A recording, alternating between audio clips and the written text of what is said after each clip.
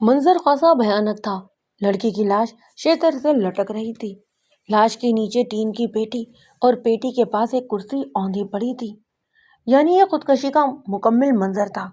جس رسی سے پھندا لگایا گیا تھا وہ مویشیوں کے گلے میں باندھنے والی رسی تھی۔ گھر والوں نے پولیس کی تفتیش کے خیال سے لاش نہیں اتاری تھی، البتہ لڑکی کے چہرے پر کپڑا ڈال دیا تھا۔ میں پیٹی پر چڑھ گیا اور لڑکی کے چہرے سے کپڑا ہٹا کر اس کا جائزہ لیا۔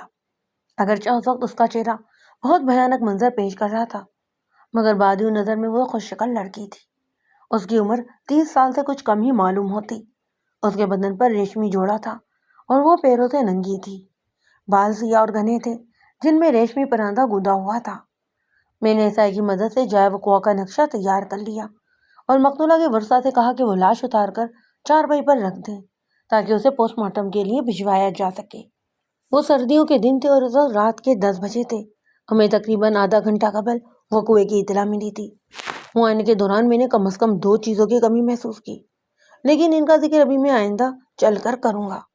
جس حویلی میں یہ واقعہ پیش آیا تھا وہ زمیندار بھائیوں کی ملکیت تھی۔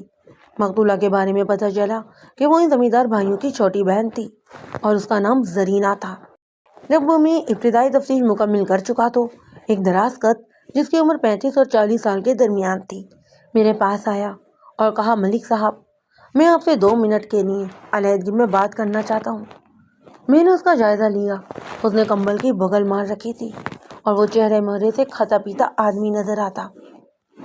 میں اس کے ساتھ ایک دوسرے کمرے میں چلا گیا۔ اس کمرے میں انگیٹھی جل رہی تھی اور خاصا گرم کمرہ تھا۔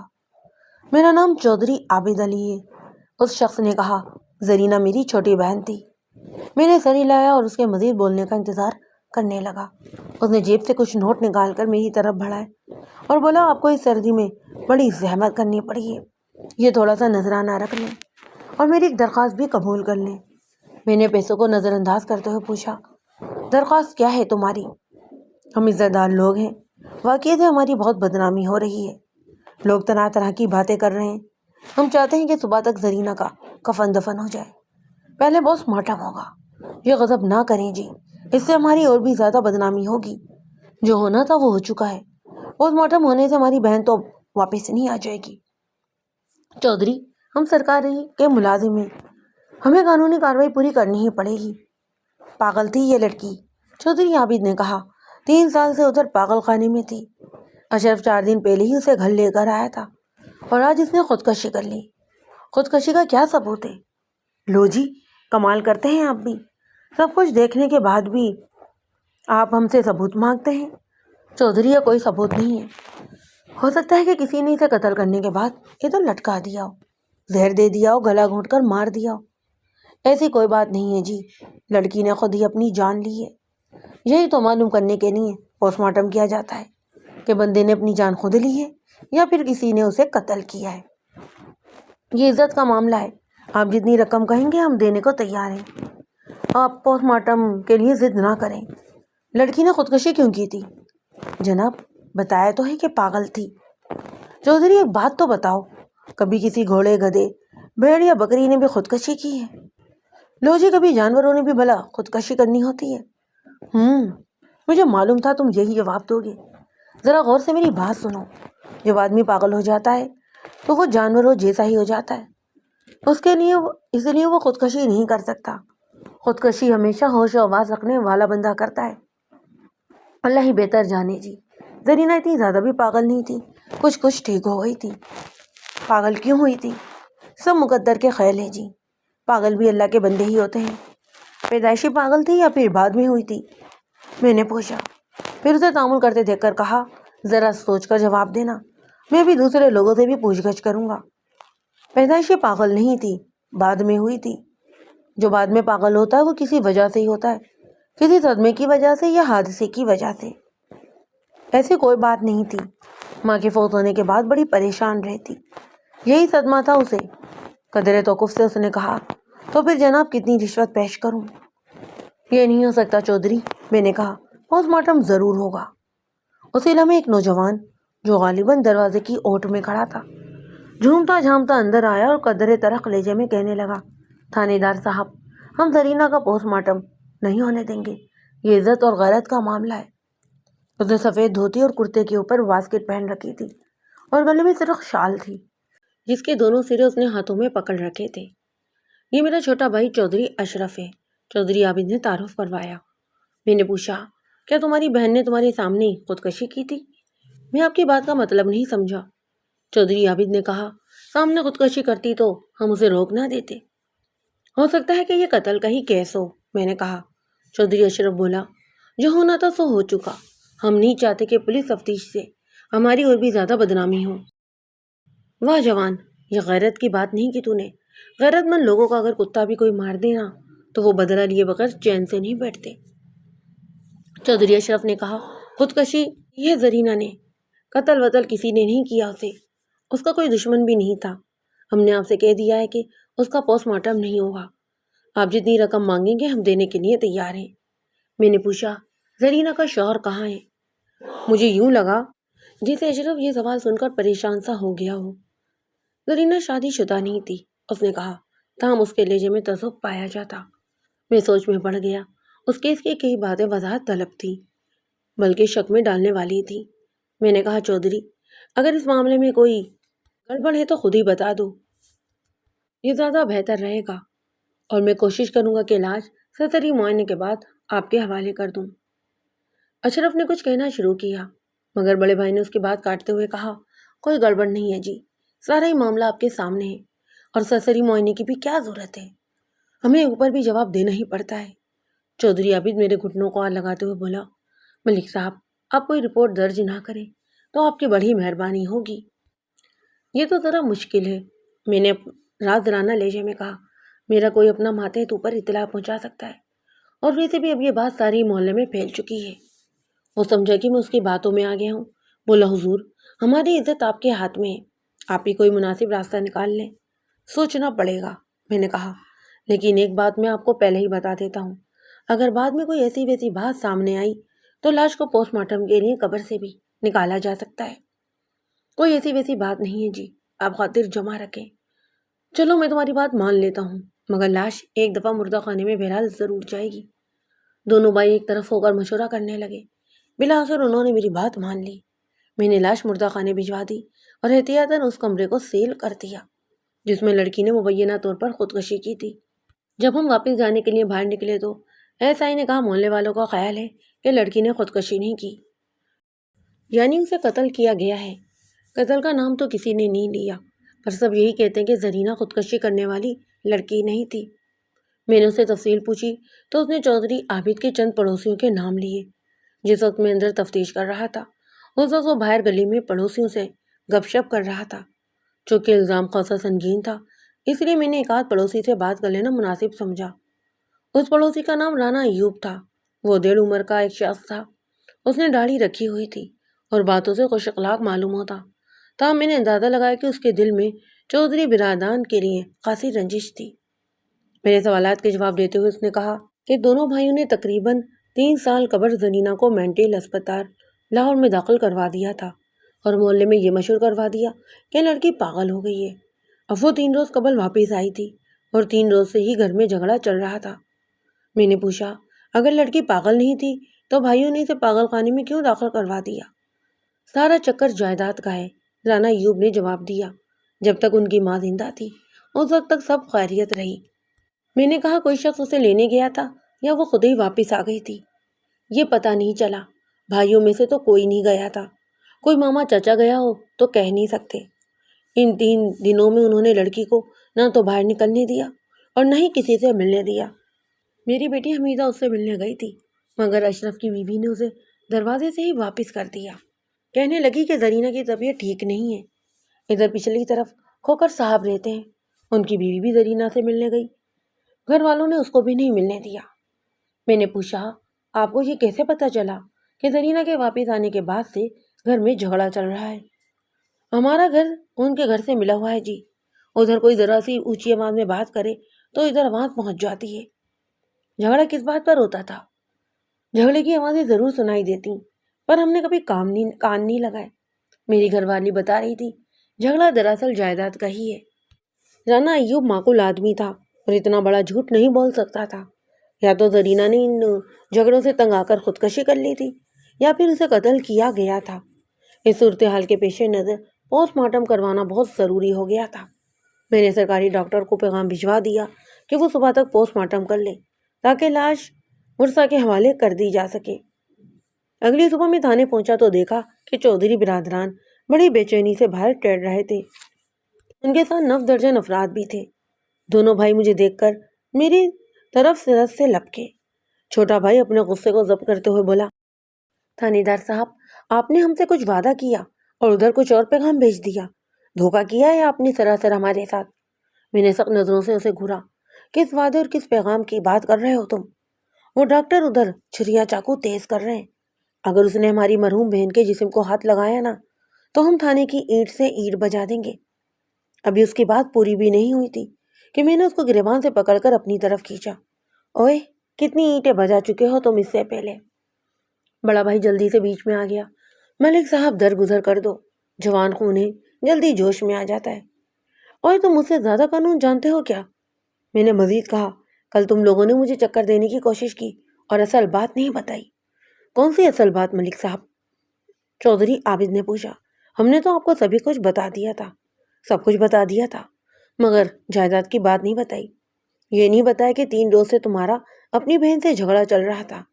جائیداد کی کیا بات ہے جی؟ میں دونوں کو اندر لے گیا اور ہیڈ کلرک کے کمرے میں بٹھانے کے بعد کہا، تم دونوں ادھر بیٹھو، میں فارغ ہو کر تم سے بات کرتا ہوں۔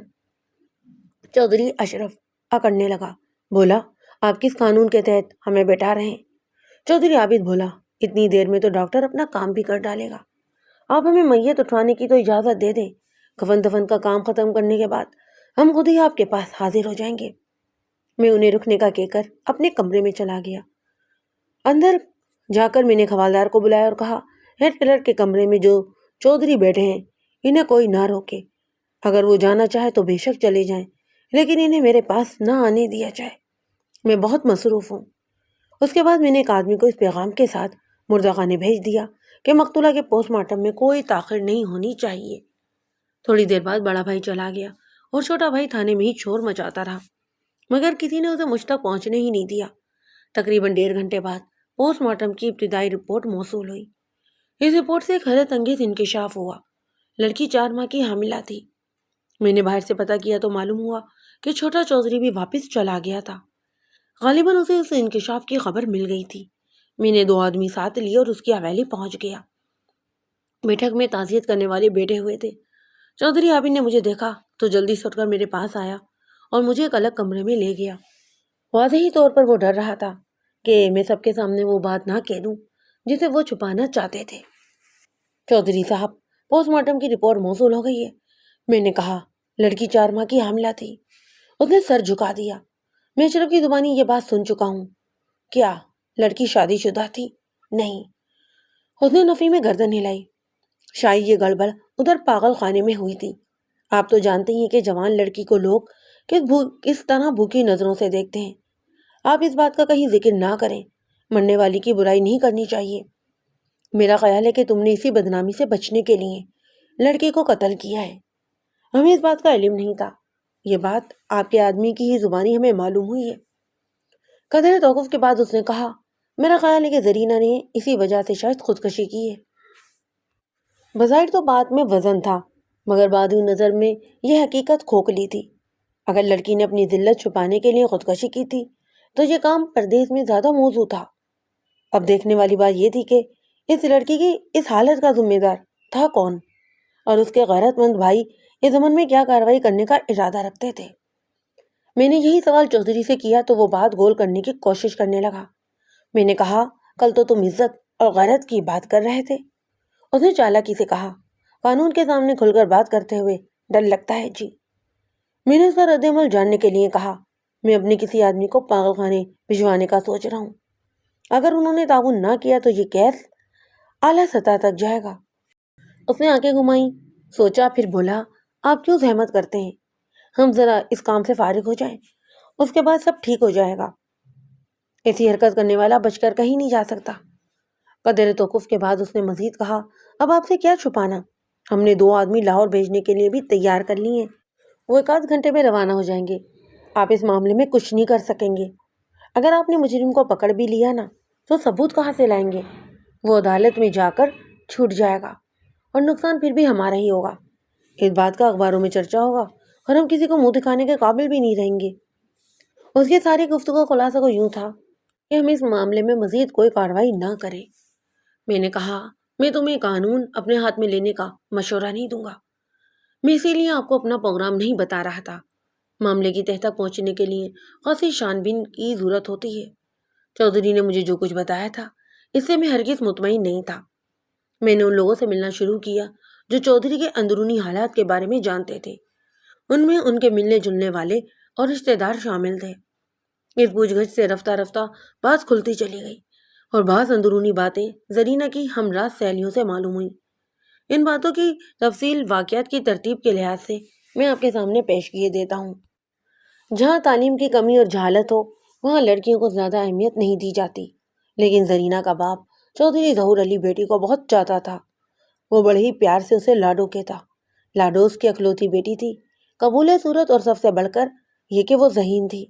اس کی ذہانت کو مد نظر رکھتے ہوئے چودھری نے فیصلہ کیا تھا کہ وہ اسے اعلیٰ تعلیم دلوائے گا، لیکن موت نے اسے یہ خواہش پوری ہی نہ کرنے دی۔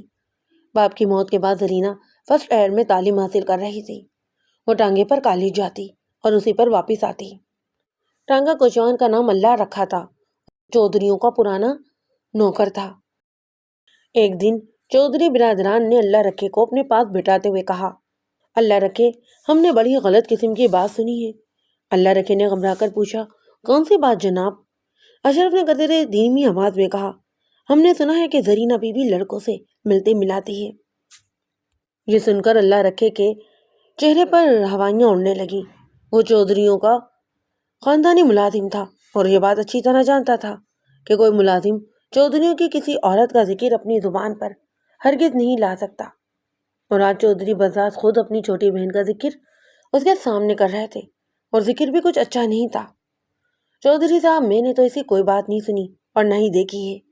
اللہ رکھے نے عاجزی سے کہا، بی بی سیدھی مدرسے جاتی ہے اور سیدھی وہاں سے گھر آ جاتی ہے۔ آج سے آنکھیں اپنی کھلی رکھنا۔ چودھری شرافت نے تحکمانہ لہجے میں کہا، اگر زرینہ بی بی کسی مرد سے بات کرتی نظر آئے تو فوراً ہی ہمیں خبردار کر دینا۔ اللہ رکھا الجھن محسوس کرتے ہوئے بولا، جناب، میں آپ کا چاکر کمی کمین آپ کی جوتیوں کا کلام، میں بی بی کے بارے میں کیسے اپنی زبان کھول سکتا ہوں؟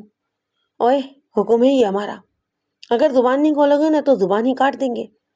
پھر چودھری نے جیب سے کچھ پیسے نکال کر اسے دیے اور کہا، یہ لے، رکھ لے، اپنے بچوں کے لیے کوئی جوڑا سوڑا لے جانا، اور دیکھ اس بات کا کسی سے ذکر نہ کرنا، زرینہ کی ماں سے بھی نہیں۔ اللہ رکھا نے ڈرتے ڈرتے پیسے رکھ لیے۔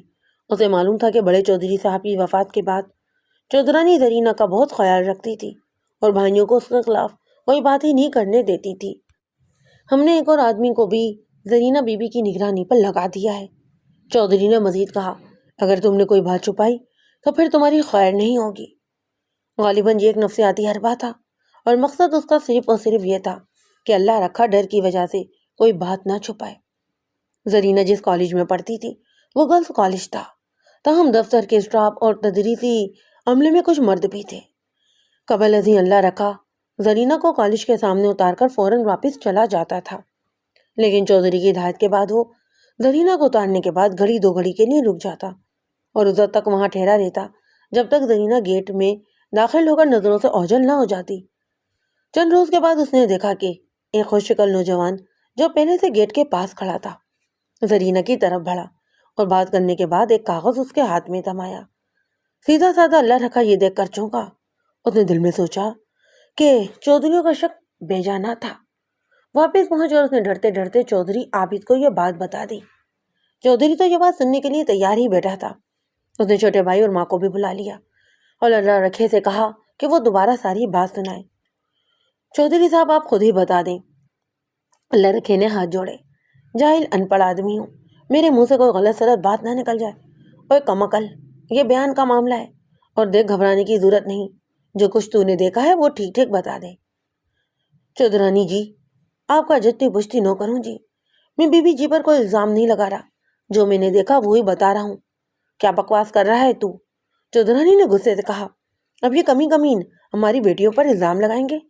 عابد پتر، تو نے اس کی زبان کیوں نہ کھینچی لی؟ اماں، اس غریب کی زبان کھینچنے سے کچھ نہیں ہوگا، چودھری اشرف نے کہا۔ یہ ہمارا وفادار ہے اور اسے ہماری عزت کا خیال ہے۔ اگر اسے ہماری عزت کا خیال نہ ہوتا تو یہ اپنی زبان بند رکھتا اور دنیا کی زبانیں چلنے دیتا۔ آپ اس کی بات سن لیں، پھر کوئی فیصلہ کریں۔ اللہ رکھا پوری بات بتاؤ۔ شاید اللہ رکھا ڈرتے ڈرتے بولا، آج میں بی بی جی کو کالج چھوڑ کر جانے لگا تو میں نے ایک جوان کو ان کی طرف جاتے ہوئے دیکھا۔ میں سمجھا کوئی ایسی ویسی بات ہے، اسی لیے میں رک گیا۔ جوان نے بی بی جی سے کوئی بات کی اور ایک کاغذ ان کے ہاتھ میں دے کر چلا گیا۔ چودرانی نے حیرت اور غصے سے اللہ رکھے کی بات سنی، پھر بولی، اللہ رکھا اگر یہ بات جھوٹی نکلی نا تو پھر میں تیری ہڈی پسلی ایک کروا دوں گی۔ آ لینے دے میری لاڈو کو۔ چودھری عابد نے اللہ رکھا کو باہر بھیج دیا اور ماں سے بولا، ماں جی غصہ کرنے سے کچھ فائدہ نہیں ہوگا۔ اللہ رکھے نے جو کچھ بتایا ہے ہم اس کے بارے میں بھی پہلے بہت کچھ سن چکے ہیں، پر پہلے ہمیں یقین نہیں آیا تھا، مگر اب یہ بات ہمیں سچی معلوم ہوتی ہے۔ اللہ رکھا ہمارا بہت پرانا ملازم ہے اور یہ جھوٹ نہیں بول سکتا۔ کالج میں تو یہی سب کچھ ہوتا ہے۔ چودھری اشرف نے بھی کہا، آج رکے بازی چل رہی ہے، کل کوئی اور گول کھیلے گا۔ اس مسئلے کا صرف اور صرف یہی حل ہے کہ زرینہ آج سے کالج نہیں جائے گی۔ دوپہر کے وقت جب زرینہ گھر پہنچی تو دونوں ہی بھائیوں نے اسے اپنا یہ فیصلہ سنا دیا۔ لیکن کیوں؟ زرینہ نے تیز لہجے میں پوچھا۔ کیا گناہ کیا ہے میں نے جو مجھے کالج جانے سے روکا جا رہا ہے؟ کوئی بھی مجھے کالج جانے سے نہیں روک سکتا۔ ٹانگیں توڑ دوں گا تیری اگر گھر سے قدم باہر نکالا تو، اشرف نے کہا۔ ہمیں یہ تیری رکے بازی کا سارا حال معلوم ہو گیا ہے۔ رکے بازی؟ زرینہ چونک کر بولی، کس رکے بازی کی بات کر رہے ہو؟ ذرا دیکھو تو اس کا دیدہ دلیری۔ آج صبح کالج کے گیٹ پر تم کس نوجوان سے باتیں کر رہی تھی؟ میں باتیں کر رہی تھی؟ ہمیں الو بنانے کی کوشش نہیں کرو۔ کیا اس لڑکے نے تمہیں ایک رکا نہیں دیا تھا؟ لمحہ بھر کے لیے زرینہ کا چہرہ سرخ پڑ گیا، جیسے اس کی چوری پکڑی گئی ہو۔ وہ تو دفتر میں کام کرنے والے کسی کلرک کا بھائی تھا، اور چونکہ مردوں کو اندر جانے کی اجازت نہیں ہوتی اس لیے اس نے کہا تھا کہ میں اس کے بھائی کو رکا پہنچا دوں۔ ماں نے پریشانی سے پوچھا، تو نے غیر مرد کے ہاتھ سے رکا لے کر دوسرے غیر مرد کو پہنچایا ہی کیوں؟ پہلے تو میں کچھ سمجھی ہی نہیں کہ وہ کیا کہہ رہا ہے، زرینہ نے کہا۔ اس کے بھائی کے بچے کو چوٹ لگ گئی تھی، وہ چاہتا تھا کہ میں اس کا یہ رکا اندر پہنچا دوں۔ میں نے اندر جا کر مائی کو رکا دے دیا۔ جھوٹ بولتی ہے یہ، اشرف نے کہا۔ اتنی ساری لڑکیوں میں صرف یہی رہ گئی تھی رکا پہنچانے والی۔ جھوٹ تو تم بول رہے ہو، بہن پر الزام لگاتے ہوئے شرم نہیں آتی؟ زیادہ بک بک کرنے کی ضرورت نہیں ہے، کہہ دیا نا تم کل سے کالج نہیں جاؤ گی۔ ابا جی نے مجھے اعلیٰ تعلیم دلانے کا وعدہ کیا تھا۔ ابا جی کے لاڈو نے ہی تمہیں زیادہ خراب کیا ہے، بڑے بھائی نے بھی کہا۔ اب تم ہماری ذمہ داری ہو، اگر کوئی اونچ نیچ ہو گئی تو لوگ ہمیں تانے دیں گے۔ کیوں ہوگی پر اونچی نیچ؟ زرینہ نے بھی چیخ کر کہا۔ میں جاہل ہوں یا گنوار یا پھر کوئی بازاری عورت ہوں؟ چپ ہو جا، چھوٹے بھائی نے دھمکیاں میں لہجے میں کہا، نہیں تو سیدھا کر دوں گا۔ ہمارے لیے ایک ہی نمونہ کافی ہے۔ یہ کسی نے میرے ساتھ دشمنی کی ہے، میرے خلاف سازش کی ہے، مجھے جان بوجھ کر بدنام کیا ہے۔ میں یہی سوچ رہی تھی کہ اس لڑکے نے سب کو چھوڑ کر مجھے کو کیوں رکا دیا ہے۔ میں کل اس کے بھائی کو پکڑوں گی۔ ماں، یہ کس نے میری چگلی لگائی ہے؟ ماں اللہ رکھے کا نام لینے لگی تو اشرف جلدی سے بولا، کوئی ضرورت نہیں ہے کسی کا نام لینے کی۔ اگر یہ بات جھوٹ ہوئی تو پھر ہم چگلی لگانے والے کو پکڑتے۔ یہ رکا وصول کرنے کا اقرار کر چکی ہے۔ اگر تمہارے اندر غیرت ہے نا تو چلو میرے ساتھ، اس کو لڑکے بھائی کو پکڑو جس نے مجھے رکا دیا تھا۔ میرے سامنے اسے پوچھو کہ بات کیا ہے، اس نے مجھے کیوں رکا دیا تھا، کیا لکھا تھا اس میں۔ گند کو دبا ہی رہنے دو، تم نہیں پوچھو گے تو میں اپنے پرنسپل سے بات کروں گی۔ گند تمہارے دل میں ہے، میرا دل بالکل صاف ہے۔ زرینہ پر یکدم ہی اس طرح کیفیت طاری ہو گئی۔ پاگل نہیں ہوں میں، نہیں جاہل ہوں۔ ماں، تم بتاتی کیوں نہیں ہو کہ کس نے میرے ساتھ یہ چگلی کی ہے؟ یہ کام اللہ رکھے کا ہے، ماں نے کہا۔ یہ سن کر زرینہ کا غصہ فزودہ ہو گیا۔ اس نے ایک ملازمہ کو بھیج کر اللہ رکھے کو بلایا اور اس پر چڑھ دوڑی۔ ذلیل کمینے، کتے، تو نے اپنے مالکوں پر ہی اب بھونکنا شروع کر دیا ہے۔ بےغرض مجھ پر تہمت لگانے سے پہلے مجھ سے بات تو کر لیتا۔ اللہ رکھا سر جھکائے چپ چاپ کھڑا رہا، وہ بولتا بھی کیا؟ چودھری برادران نے اسے منہ بند رکھنے کی تاکید کر رکھی تھی۔ زرینہ نے اسے چپ دیکھ کر دو چار تھپڑ اس کے منہ پر مارے۔ حرام خور، چپ کیوں کھڑا ہے، بولتا کیوں نہیں؟ اشرف نے بہن کا بازو پکڑ کر ایک طرف کیا اور اللہ رکھے کو واپس بھیجنے کے بعد بولا، بس بہت ہو گیا تماشا، اب اپنا منہ بند کر لے ورنہ اچھا نہیں ہوگا۔ زرینہ نے ایک جھٹکے سے اپنا بازو چھڑایا اور چیخ کر بولی، جب تک ماں زندہ ہے مجھ پر کوئی پابندی نہیں لگا سکتا۔ میں دیکھوں گی کون مجھے جانے سے روکتا ہے کالج۔ لیکن اس کا سارا زور بولنے تک ہی محدود رہا۔ بھائی زور آور تھے، ماں بھی ان کے سامنے بولنے سے گریز کرتی۔ مبادہ راستہ احترام بھی جاتا رہے۔ بھائیوں نے زرینہ کی تمام کاپیاں کتابیں بوریوں میں ڈال کر غائب کروا دیں اور اس کے احتجاج کے باوجود اسے کالج نہیں جانے دیا۔ زرینہ کی روز تک کسی غم میں روتی رہی۔ اس نے کھانا پینا اور اچھے کپڑے پہننا چھوڑ دیا۔ بال بکھرائے دیوانوں کی طرح حویلی میں بے چین پھرتی رہتی۔ اگر کوئی ملنے آتا تو اسے رو رو کر بھائیوں کی زیادتیوں کے بارے میں بتاتی۔ بالآخر اس کی بھابھیوں نے یہ کہنا شروع کر دیا کہ بیچاری کے دماغ پر اثر ہو گیا ہے، پاگل ہو گئی ہے، یہ ہر وقت الٹی سیدھی باتیں کرتی رہتی ہے۔ پھر بھائیوں نے بھی یہی کہنا شروع کر دیا اور زرینہ کے باہر جانے پر پابندی لگا دی۔ اگر ایک ذہین و فطین لڑکی کو گھر میں قید کر دیا جائے اور اس کی ترقی کے راستے بند کر دیے جائیں تو وہ سچ مچ پاگلوں جیسی ہو جاتی ہے اور پاگلوں جیسی نظر آنے لگتی ہے۔ زرینہ کی حالت بھی کچھ ایسی ہی ہو گئی تھی۔ کچھ عرصے کے بعد بھائیوں نے برادری کے ایک معمولی سے پڑھے لکھے نوجوان سے زرینہ کا رشتہ طے کر دیا۔ اس رشتے کی پہلی شرط یہ تھی کہ زرینہ کو جائیداد میں سے حصہ نہیں ملے گا۔ نوجوان نے یہ شرط قبول کر لی۔ جب زرینہ کو یہ بات معلوم ہوئی تو اس نے چیخ چیخ کر گھر سر پر اٹھا لیا۔ اسے نہ تو یہ رشتہ منظور تھا اور نہ ہی وہ جائیداد سے اپنا حق چھوڑنے کے لیے تیار تھی۔ اس کے احتجاج سے فائدہ ہوا تو صرف اتنا کہ لڑکے والوں نے رشتے سے انکار کر دیا۔ ایک روز بڑے بھائی نے زرینہ کو علیحدگی میں بلا کر کہا، زرینہ مجھے تمہاری بہت فکر ہے۔ میں دیکھ رہا ہوں کہ گھریلو جھگڑوں کی وجہ سے تمہاری زندگی برباد ہو رہی ہے اور تمہاری شادی کی عمر بھی نکلی جا رہی ہے۔ اگر تم میرے ساتھ تعاون کرنے کا وعدہ کرو تو میں سب کچھ ٹھیک کر لوں گا۔ زرینہ نے دکھی لہجے میں کہا، آج آپ کو اپنی پاگل بہن کی کیسے یاد آ گئی؟ دشمن نہیں ہوں میں تمہارا، مجھے تمہارا بہت خیال ہے، لیکن تم کسی کی بات سنتی جو نہیں۔ ادھر وہ اشرف بھی اپنی ضد پر اڑا ہوا ہے، اس طرح کیسے کام بنے گا؟ میں کون سی بات نہیں سنتی بھائی؟ اپنے آپ کو بنا سنوار کر رکھا کرو اور ملنے جلنے والوں سے سوچ سمجھ کر بات کیا کرو۔ اچھا تو آپ جو میرے اوپر ظلم کرتے ہیں وہ منہ سے آواز بھی نہ نکالوں؟ دراصل اشرف کو تم سے ضد سی ہو گئی ہے، وہ تمہیں جائیداد میں سے حصہ نہیں دینا چاہتا۔ اگر تم جائیداد سے اپنا حصہ چھوڑ دو اور مجھے لکھ کر دے دو تو میں تمہیں کالج میں دوبارہ داخل کروائے دیتا ہوں۔ میں لکھ کر دے دوں گی۔ زرینہ نے تعلیم جاری رکھنے کی بات سن کر خوشی سے کہا، آپ جو کہیں گے میں وہی لکھ دوں گی، لیکن پہلے میں اپنی تعلیم مکمل کروں گی، اس کے بعد میں جائیداد سے 10 برادری لکھ کر دے دوں گی۔ بھائی نے پوچھا، پہلے لکھنے میں کیا حرج ہے؟ کیا آپ کو مجھ پر بھروسہ نہیں رہا؟ زرینہ نے صاف جواب دیا، آپ مجھ پر پہلے ہی بہت ظلم کر چکے ہیں۔ چودھری عابد نے چھوٹے بھائی سے مشورہ کیا اور زرینہ کو کالج جانے کی اجازت دے دی۔ دونوں کی نیتی اچھی نہیں تھی، ان کا نقطۂ نظر فقط جائیداد پر ہی تھا۔ زرینہ کا 1 سال ضائع ہو چکا تھا، تاہم اس نے اس نقصان کو بھلا دیا اور کالج میں داخلہ لے کر ایک بار پھر سے محنت شروع کر دی۔ باہر کی فضا میں قدم رکھنے کے بعد اس نے غیر شعوری طور پر کسی سہارے کی تلاش شروع کر دی۔ اس کی یہ خواہش بالکل نیچرل تھی، کیونکہ اس کے بھائی جنہیں قدرت نے اس کا سہارا بنایا تھا وہی اس کے دشمن بن چکے تھے۔ لے دے کے ایک ماں تھی جو بیٹوں سے دب کر رہتی۔ زرینہ خود بھی کمزور تھی اور بھائیوں کا مقابلہ نہیں کر سکتی تھی۔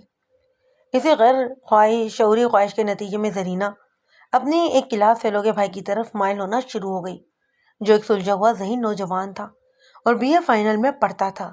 اس کا نام ساجد تھا، اس کی بہن کا نام صادقہ۔ شروع میں زرینہ صادقہ کے توسط سے ساجد سے بات چیت کرتی، پھر رفتہ رفتہ دونوں بہت قریب آ گئے اور درمیانی واسطے کی ضرورت ہی نہیں رہی۔ دونوں کی ملاقاتیں ہمیشہ صادقہ کے گھر پر ہی ہوتی۔ ساجد چونکہ فائنل ایئر میں تھا اس لیے وہ ان دونوں کو پڑھائی میں بھی مدد کر دیتا اور یہ لڑکیوں کے ساتھ مل بیٹھنے کا ایک معقول بہانہ بھی تھا۔ صادقہ دونوں کو گائے بگائے تنہائی بھی فراہم کر دیا کرتی۔ جب تکلفی حد سے بڑھی تو زرینہ نے ساجد کو اپنے بھائیوں کی زیادتیوں کے بارے میں بتانا شروع کر دیا۔ ساجد نے اسے بہت حوصلہ دیا اور کہا کہ وہ ضرورت پڑنے پر اس کا پورا ساتھ دے گا، اور زرینہ اس کی باتوں سے بڑی ہمت محسوس کرنے لگی۔ جب اس کے سالانہ امتحان کے دن قریب آئے تو ایک روز بڑے بھائی نے کہا، زرینہ، ہم نے اپنے وعدے کے مطابق تمہیں تعلیم حاصل کرنے کی پوری اجازت دے دی ہے. اب تم بھی اپنے وعدے کے مطابق کاغذ پر سائن کر دو. زرینہ نے کہا, میں تعلیم مکمل کرنے کے بعد سائن کرنے کا وعدہ کیا تھا. اس کی فکر نہیں کرو تمہاری تعلیم کا ذمہ دار میں ہوں. تعلیم تمہاری چلتی رہے گی. میں 4 آدمیوں کے سامنے تمہیں ضمان دینے کو تیار ہوں. زرینہ کچھ نرم پڑ گئی. اس نے کہا وہ ماں سے مشورہ کرنے کے بعد کوئی فیصلہ کرے گی. اسے یہ بھی ڈر تھا کہ اس کے انکار کی وجہ سے بھائی کہیں اسے دوبارہ گھر میں ہی نہ بٹھا لیں. 2 روز کے بعد اس نے ساجد سے اس معاملے میں مشورہ کیا. ساجد نے پوری بات سننے کے بعد کہا, میں تمہیں سائن کرنے کا مشورہ کبھی نہیں دوں گا. میرے خیال میں تمہاری یہ تعلیم صرف اسی وجہ سے چل رہی ہے کہ ابھی تم نے جائیداد سے اپنا حق نہیں چھوڑا ہے. لیکن جیسے ہی تم نے اسٹیمپ پیپر پر سائن کیے تمہاری حیثیت ختم ہو جائے گی. جائیداد کی تفصیل کیا ہے؟ تقریباً 10 مربع زمین ہے. اس کے علاوہ حویلی اور مال مویشی بھی. 10 مربع زمین میں کم از کم 2 مربع تمہارے حصے میں آئے گی. تمہیں اپنا حصہ نہیں چھوڑنا چاہیے. چھوڑنا تو میں بھی نہیں چاہتی, لیکن بھائیوں کے سامنے بے بس ہوں. میرے پاس کوئی طاقت بھی نہیں اور کوئی حلیہ وسیلہ بھی نہیں ہے. اگر میں نے سائن کرنے سے انکار کیا تو کوئی عجب نہیں کہ وہ مجھے دوبارہ گھر میں بند کر دیں. انکار مت کرو, بس کسی طرح ٹالتی رہو. اس بات پر جم جاؤ کہ تم نے تعلیم مکمل کرنے کے بعد سائن کرنے کا وعدہ کیا تھا, اور دیکھو سائن بالکل نہ کرنا. میں تمہارے بھائیوں کی فطرت کو بہت اچھی طرح سمجھتا ہوں. ادھر تم نے سائن کیے, ادھر انہوں نے تمہیں کالج سے اٹھانے کا کوئی نہ کوئی بہانہ سوچ لینا ہے. اس وقت وہ دونوں کمرے میں بیٹھے باتیں کر رہے تھے. اسی وقت تابا نامی ایک عورت گھر میں داخل ہوئی. بوڑھی تاجہ گھر گھر پھرنے والی ایک چغر خور عورت تھی. لوگ اس کی خصلت کو جاننے کے باوجود اسے خوش آمدید کہتے, کیونکہ وہ باتیں بڑی چٹخانے دار کرتی تھی. اسے یہ بات بخوبی معلوم تھی کہ کون کس کو ناپسند کرتا ہے اور کون کس کو پسند. وہ شاطر عورت جس گھر میں جاتی اس کے گھر والوں کو دوستوں کی اچھائیاں اور دشمنوں کی چغلیاں کرنے بیٹھ جاتی. یہی وجہ تھی کہ لوگ اس کی باتیں مزے لے کر سنتے اور بعض تو اس کا انتظار کرتے. اس وقت صادقہ اور اس کی ماں کچن میں تھی. صادقہ زرینہ کے لیے چائے بنا رہی تھی اور اس کی ماں کھانے پکانے کے کام میں مصروف. تاجہ نے ڈرائنگ روم سے باتوں کی آوازیں سنی تو دبے پاؤں چلتی ہوئی آگے بڑھی اور دروازے میں رک کر اندر جھانکا. جب اس نے دیکھا کہ چودھری عابد کی بہن ساجد سے باتیں کر رہی ہے تو اس نے آنکھیں مٹکائیں اور فوراً ہی واپس چل دی. لیکن ساجد نے اسے دیکھ لیا اور جلدی سے اٹھ کر اس کے پیچھے لپکا. ماسی تاجہ خیر تو ہے؟ اس نے پوچھا. کیسے آنا ہوا؟ خیر ہی ہے پتر, خیر ہے, ماسی تاجہ نے کہا. میں ادھر سے گزر رہی تھی, سوچا تیری ماں کو سلام کرتی چلوں. کئی دنوں سے ملاقات نہیں ہوئی تھی. جیرا کو ملنے گئی تھی, بیچاری کی کڑی کی منگنی ٹوٹ گئی ہے. نذیرہ عرف جیرا سے ساجد کی ماں کے تعلقات اچھے نہیں تھے. بیچاری اپنی قسمت کو رو رہی تھی. میں نے کہا, جیرا تو کیوں فکر کرتی ہے, میں تیری کڑی کے لیے کوئی رشتہ ڈھونڈ کے لاؤں گی. ساجد دلچسپی لیتے ہوئے بولا, ماسی جیرا کی لڑکی تو کافی خوبصورت ہے, اس کی منگنی کیسے ٹوٹ گئی؟ منڈے کو نوکری مل گئی ہے, اس کا دماغ ذرا اونچا ہو گیا ہے. ماسی تاجہ نے کہا. پھر ہولے سے بولی, تیرے لیے بات کروں؟ ساجد نے مذاق کے رنگ میں پوچھا. لڑکی سے یا لڑکی کی ماں سے؟ چل جریر, نہ ہو تو. ماسی تاجہ نے ساجد کو دھپ لگائی. پھر ہولے سے پوچھا, یہ چودھریوں کی کڑی تیرے پاس کیا پڑھنے آتی ہے؟ وہ صادقہ کی سہیلی ہے. ساجد نے محتاط لہجے میں کہا. دونوں ایک ہی کلاس میں پڑھتی ہیں, میں کبھی کبھی ان کی مدد کر دیتا ہوں. اتنے میں صادقہ چائے بنا کر لے آئی اور ماسی تاجہ کچن کی طرف چلی گئی. اس روز زرینہ گھر پہنچی تو اسے پتا چلا کہ ماسی تاجہ اس کے گھر سے ہو کر جا چکی تھی. تاہم اسے اس بات پر حیرت ہوئی کہ اس کے بھائیوں نے ساجد کے بارے میں کوئی بات نہیں کی تھی اور نہ ہی اسے صادقہ کے گھر جانے سے منع کیا تھا. اس کے چند روز کے بعد اطلاع ملی کہ ساجد دریا میں ڈوب کر ہلاک ہو گیا. اس کے کپڑے ایک پیڑ کے نیچے رکھے تھے, جسے تاثر یہ ملتا کہ وہ نہانے کے لیے دریا میں اترا تھا. لیکن یہ بات کسی کو بھی سمجھ نہیں آئی کہ وہ اکیلا دریا پر کیوں گیا تھا. اس سے پہلے وہ کبھی اس طرح دریا پر نہانے نہیں گیا. یہ بات صرف زرینہ ہی جانتی تھی کہ ساجد کے ساتھ کیا سانیہ پیش آیا تھا اور اسے کس نے ہلاک کیا. لیکن وہ بدنامی کے ڈر سے کوئی بات منہ سے نہیں نکال سکی. اس سانیہ کے چند ہفتوں کے بعد ہی چودھری عابد اسٹیمپ پیپر تیار کروا کے لے آیا اور زرینہ سے اس پر دستخط کرنے کو کہا. زرینہ کو ساجد کی موت کا سخت دکھ تھا. وہ اپنے بھائیوں کو اس کا قاتل سمجھتی. زندگی میں پہلی بار اسے ایک ہمدرد ملا, لیکن اس کے سنگ دل بھائیوں نے اسے موت کے منہ میں دھکیل دیا. میں اس کاغذ پر ہرگز سائن نہیں کروں گی, اسے صاف انکار کیا. تم دستخط کرنے کا وعدہ کر چکی ہو بڑے بھائی نے اسے یاد دلایا۔ ابھی میری تعلیم مکمل نہیں ہوئی۔ چھوٹے بھائی نے کہا، اگر ضد کرو گی تو تعلیم کبھی مکمل نہیں ہوگی۔ یہ تو ہماری مہربانی ہے کہ ہم نے تمہیں پڑھنے کی اجازت دے دی ہے، بہتر یہی ہے کہ سائن کر دو۔ آپ لوگ یہ زمین مجھ سے چھیننا چاہتے ہیں۔ زرینہ نے جاننا چاہا، کیا اس پر میرا حق نہیں ہے؟ کیا باپ کی وراثت میں لڑکیوں کا کوئی حق نہیں ہوتا؟ لڑکیوں کو پرائے گھر جانا ہوتا ہے، لیکن جج نہیں پوچھتی جائیداد پرائے گھر نہیں جا سکتی۔ جاہل نہیں ہوں میں، مجھے قانون بھی آتا ہے۔ لڑکیوں کو ان کے حصے سے محروم نہیں کیا جا سکتا۔ کسی قانون میں نہیں لکھا کہ اگر لڑکیوں کو برائے گھر جانا ہو تو اس کا حق مان لو۔ زیادہ بڑبڑ نہیں کرو، ہم کتابوں کے قانون کو نہیں مانتے۔ چلو، اللہ کے قانون کو تو مانتے ہو نا؟ زرینہ نے تیز لہجے میں پوچھا۔ کیا اللہ نے بیٹیوں کا حصہ نہیں رکھا؟ کیا بیٹیوں کو روپے پیسے کی ضرورت نہیں ہوتی؟ آپ کیوں نہیں اپنا حصہ میرے نام لکھ دیتے؟ چھوٹے بھائی نے زرینہ کے بال پکڑ لیے۔ بس بہت ہو گئی باتیں، سائن کرتی ہے یا نہیں؟ ماں نے کہا، بیٹی ضد نہ کرو، کر دو سائن، یہ لوگ تیری جان نہیں جوڑیں گے۔ لاؤ 2 کاغذ مجھے، زرینہ نے کہا۔ چھوٹے بھائی نے بال چھوڑ دیے اور اسٹیمپ پیپر زرینہ کی طرف پھڑا دیا۔ زرینہ نے اس کے ہاتھ سے اسٹیمپ پیپر لیا اور اچانک اس کے ٹکڑے ٹکڑے کر دیے۔ اشرف نے بے اختیار اس کے منہ پر تھپڑ جڑا۔ مارو اور مارو، زرینہ چیخ پڑی۔ ٹکڑے ٹکڑے کر دو، لیکن میں اپنا حصہ تمہارے حوالے نہیں کروں گی۔ قاتل ہو تم، خونی ہو، خدا کے عذاب سے ڈرو، یہ سب کچھ یہیں رہ جائے گا، قبر میں تو صرف اعمال ہی جائیں گے۔ اشرف کا غصہ بہت زیادہ بڑھ گیا۔ وہ تھپڑوں اور لاتوں سے زرینہ کی پٹائی کرنے لگا۔ ماں چیخنے لگی۔ ماں نے بڑے بھائی نے اشرف کو ایک طرف ہٹایا اور کہا، ہم سے بڑی غلطی ہوئی جو اس کو پڑھائی کی اجازت دی، ہم کو نہیں دینی چاہیے تھی، میں نے تو آپ کو پہلے ہی منع کیا تھا۔ اشرف نے کہا، 10 جماعتیں کیا پڑھ گئی، یہ دماغ آسمان پر پہنچ گیا ہے۔ نو، پڑھاتی ہے ہمیں قانون۔ بڑے بھائی نے کہا، کل سے تم کالج نہیں جاؤ گی، بلکہ اب تم گھر سے باہر بھی نہیں نکلو گی۔ یہ کہہ کر دونوں بھائی باہر نکل گئے اور کمرے میں ماں بیٹی کی سسکیاں ابھرنے لگیں۔ اس دفعہ زرینہ پر جو پابندی لگائی گئی وہ پہلے سے بھی زیادہ سخت تھی۔ بھائیوں نے اپنی بیویوں سے کہہ دیا کہ وہ زرینہ سے خوب ہی کام لیں اور اس کے ساتھ کوئی نرمی نہ برتے۔ اب احتجاج کرنا بیکار تھا، کیونکہ بھائی پوری طرح دشمنی پر اتر آئے۔ کچھ عرصے کے بعد بھابھیوں نے زرینہ کو ساجد کے طعنے دینا شروع کیے۔ اس پر بہرا روی کے الزامات بھی عائد کرنے لگیں۔ ان کے طعنوں کے مطابق زرینہ ایک بری اور آوارہ لڑکی تھی، لڑکوں سے یاریاں لگانے کے لیے کالج جاتی، اس کی وجہ سے خاندان کی ناک کٹ گئی تھی۔ زرینہ اگر ان باتوں کا جواب دیتی تو وہ پھر بھائیوں کا عتاب کا نشانہ بنتی۔ زرینہ کی ماں ان باتوں کی وجہ سے سخت پریشان تھی۔ اس نے 2-3 جگہوں پر بیٹی کے رشتے کی بات چلائی، مگر اس کی بہوؤں نے ہر دفعہ لڑکے والوں کو بدظن کر دیا۔ انہوں نے برادری میں یہ مشہور کر دیا تھا کہ لڑکی آوارہ، بد چلن اور نیم پاگل ہے۔ ان باتوں نے زرینہ کو واقعی نیم پاگل بنا دیا۔ وہ ایک بار پھر اجڑی اجڑی سی حالت میں رہنے لگی۔ ماں کے سوا کوئی اس کو تسلی دلاسا دینے والا نہیں تھا۔ ماں کے دل پر ان باتوں کا بہت صدمہ تھا، لیکن اس کا کوئی بس نہیں چلتا تھا۔ بالآخر شوہر کی وفات کے 4 سال بعد اس کا بھی انتقال ہو گیا۔ ماں کی وفات کے بعد زرینہ بالکل ہی بے سہارا ہو گئی۔ بھابھیوں نے اسے پہلے سے بھی زیادہ دکھ دینے شروع کر دیے۔ وہ ہر وقت تانوں سے اس کا سینہ چھلنی کرتی رہتی۔ زرینہ اب زیادہ تر خاموش رہتی، لیکن جب اس کی قوت برداشت جواب دے جاتی تو پھر وہ پھٹ پڑتی اور چیخ چیخ کر سارا ہی گھر سر پر اٹھا لیتی۔ پھر نہ تو وہ کسی دھمکی سے ڈرتی اور نہ ہی مارنے سے ڈرتی۔ جس انسان کی بات سننے والا کوئی نہ ہو، اس کی ایسی ہی کیفیت ہو جاتی ہے۔ پھر وہ اپنی بات نہیں سنتا، وہ فقط اپنے دل کی بھڑاس نکالتا ہے۔ ایک شام بڑے بھائی نے زرینہ سے کہا، اگر تم ان حرکتوں سے باز نہیں آؤ گی تو میں تمہیں پاگل خانے میں جمع کروا دوں گا۔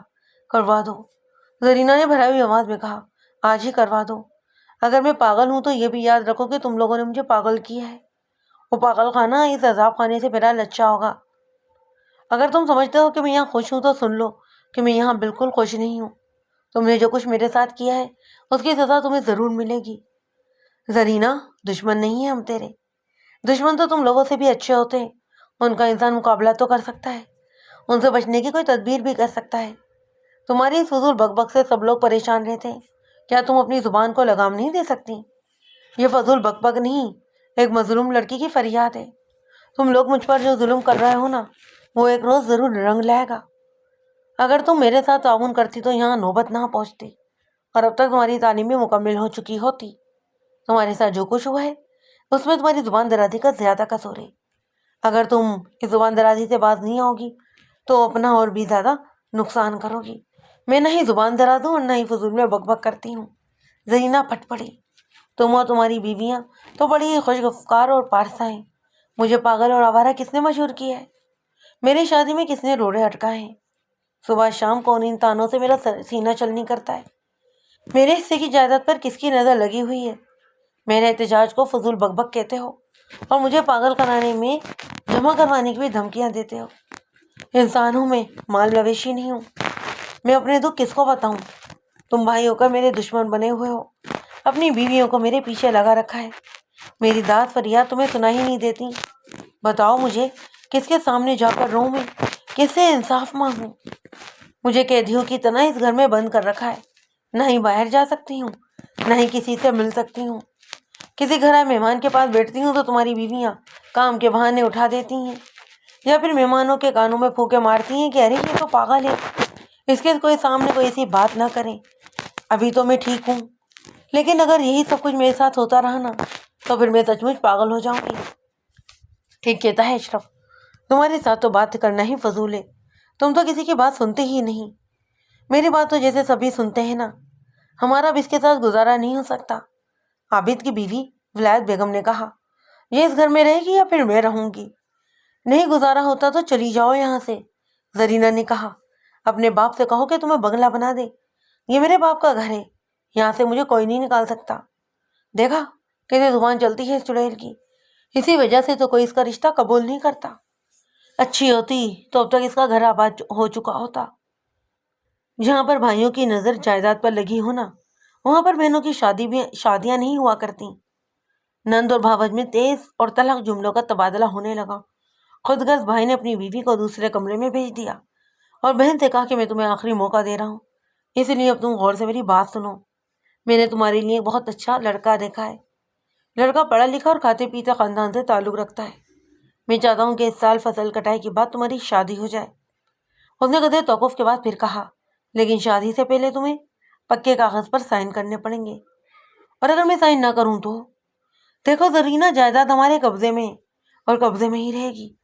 میں سائن صرف اس لیے کروانا چاہتا ہوں کہ بعد میں ہماری اولادوں کے درمیان کوئی پھوٹ نہ پڑے۔ پھوٹ تو ضرور پڑے گی، اب تو میں مر کر بھی کسی کاغذ پر سائن نہیں کروں گی۔ تباہ کر دی ہے تم لوگوں نے میری زندگی۔ میں ظالموں اور غاصبوں کو اپنا حصہ کبھی نہیں دوں گی۔ کسی یتیم خانے کے نام جمع کروا دوں گی پر تمہیں نہیں دوں گی۔ چودھری عابد سمجھ گیا کہ اب بات نہیں بنے گی۔ اس نے بھائی سے مشورہ کیا اور زرینہ کو زبردستی پاگل خانے میں داخل کروا دیا گیا۔ یہ 3 سال پرانی بات تھی۔ واقف کار لوگوں کا یہ بھی کہنا تھا کہ چودھری برادران نے بہن کو پاگل خانے میں داخل کروانے سے پہلے کئی روز تک ایک ایسی کوٹری میں بند رکھا اور اس کا حلیہ ایسا بنا دیا کہ وہ واقعی پاگل لگتی۔ یہ تمامی واقعات جو اب اوپر پڑ چکے ہیں تقریباً 25-30 افراد سے پوچھ گچھ کے بعد میرے علم میں آئے تھے۔ اس دوران میں نے ایک SI کو لاہور روانہ کر دیا تاکہ وہ مینٹل اسپتال سے زرینہ کے بارے میں پوچھ کر آ جائے۔ جیسا کہ میں نے شروع میں کہا تھا کہ وقوع کے معائنے کے دوران مجھے 2 چیزوں کی کمی محسوس ہوئی۔ پہلی کمی میں نے دیکھی کہ جس چہتر میں رسی بندھی ہوئی تھی وہ خاصا اونچا تھا۔ میں نے پیٹی کی پیمائش کی، اس کے پاس پڑی ہوئی کرسی کی اونچائی ناپی، مقتولہ کے قد اور بازوؤں کی پہنچ کی پیمائش کی اور دیکھا کہ تقریباً 1 فٹ کا فرق رہ جاتا۔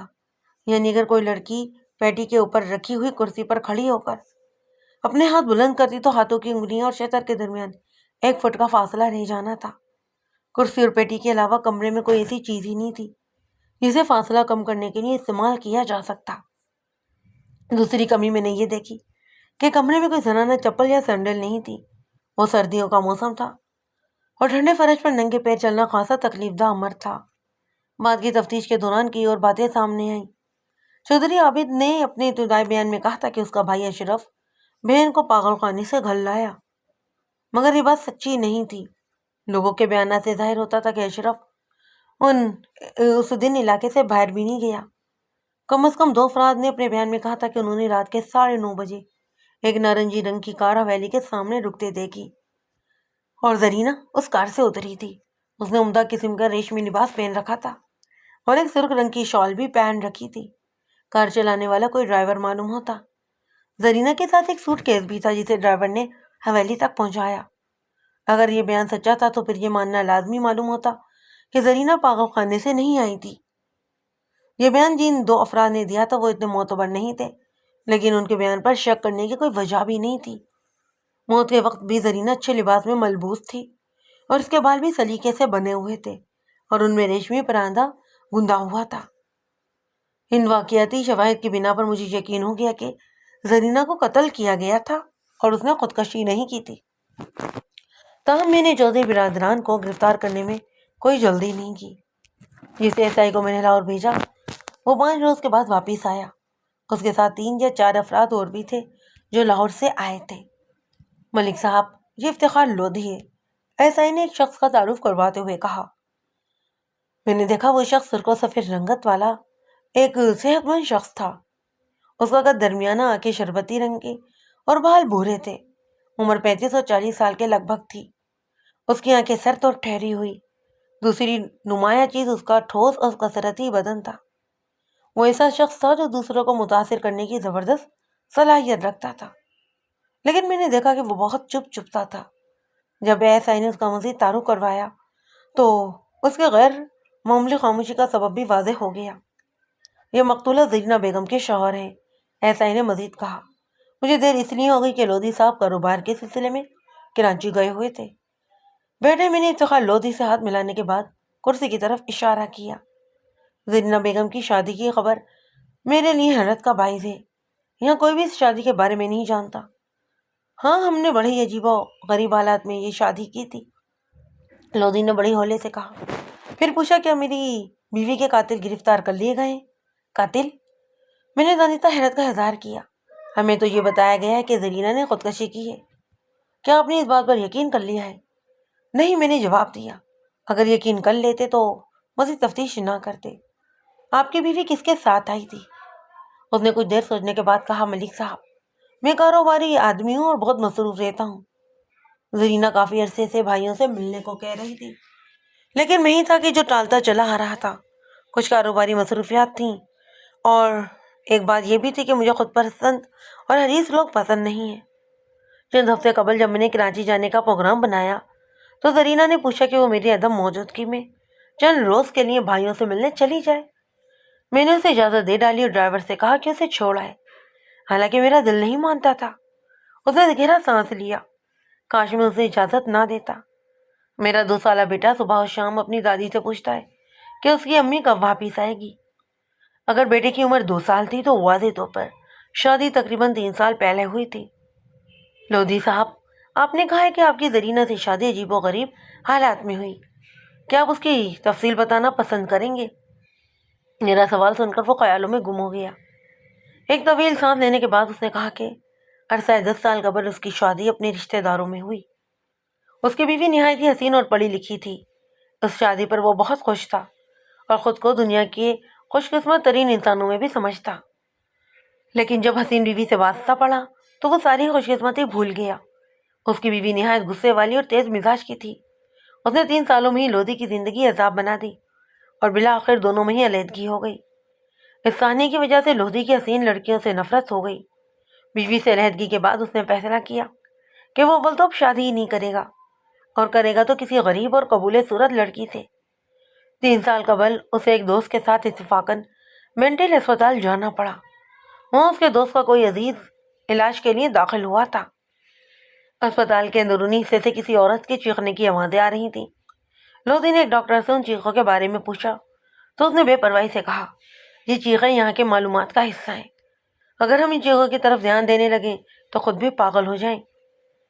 ڈاکٹر تو بات ختم کر کے ایک طرف چلا گیا، مگر لودھی سے رہا نہ گیا۔ وہ اسپتال کے اندر چلا گیا۔ وہاں اس نے دیکھا کہ 2 مرد اٹینڈنٹ ایک نوجوان لڑکے کو کھینچ کر ایک طرف لے جانے کی کوشش کر رہے تھے۔ لڑکی کے بال بکھرے ہوئے تھے اور وہ بری طرح چیخ رہی تھی، کشو مش کر رہی تھی، مردوں کی منتیں کر رہی تھی اور کہہ رہی تھی، میں پاگل نہیں ہوں، خدا کے لیے مجھے بجلی کا جھٹکا نہیں لگاؤ، نہیں ہوں میں پاگل، میں تمہیں خدا اور رسول صلی اللہ علیہ وسلم کا واسطہ دیتی ہوں، تمہارے پیروں کو ہاتھ لگاتی ہوں، نہیں ہوں پاگل میں، مت دو مجھے یہ بجلی کے جھٹکے۔ لیکن وہ دونوں مرد لڑکی کی چیخو پکار سے بے نیاز اسے یوں کھینچ رہے تھے جس طرح کوئی کسائی بکری کو قربان گاہ کی طرف لے جاتا ہے۔ اسال کی طرف لڑکی کو کھینچ کر لے جایا جا رہا تھا۔ اس کے فرش پر درجن بھر مرد اور عورتیں اوندھے پڑے تھے۔ کسی کے منہ سے جھاگ نکل رہا تھا اور کسی کے ہاتھ پاؤں میں ریشہ سا طاری تھا۔ لودھی نے لڑکی کو کھینچنے والے مرد سے پوچھا، کہاں لے کر جا رہے ہو اس لڑکی کو؟ بجلی کا جھٹکا لگوانے، پر یہ تو کہہ رہی ہے کہ یہ پاگل نہیں ہے۔ یہاں پر سبھی یہی کہتے ہیں، ذرا چھوڑو تو اسے۔ مردوں نے لڑکی کے بازو چھوڑ دیے۔ لڑکی دوڑ کر لودھی کے پیروں میں گر گئی۔ خدا کے واسطے میری مدد کریں، مجھے ان کسائیوں سے بچائیں، میں پاگل نہیں ہوں، آپ میرا امتحان دیکھ لیں۔